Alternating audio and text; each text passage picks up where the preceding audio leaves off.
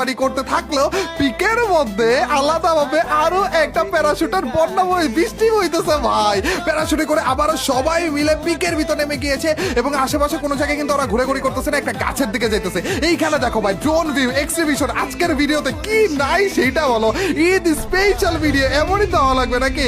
এরা সবকিছু ঠিক মতো করতেছে কিনা সেটা দেখার জন্য কিন্তু আমি গাড়ি দিয়ে অলরেডি রওনা দিয়ে দিয়েছি, কিন্তু আমার গাড়ির অপেক্ষায় ওরা নেই।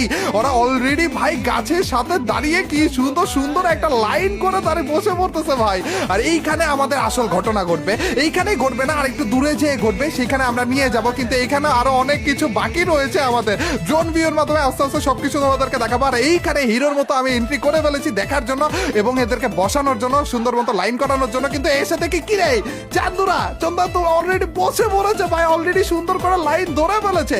আর এইখানে সবাই মিলে সুন্দরভাবে একটা ডিজে পার্টি হবে। একবার ভাবো ভাই, পিকের এখানে সবাই মিলে সিরিয়াল ধরেছে বসে রয়েছে, এরা সবাই দাঁড়াবে আর সবাই মিলে এক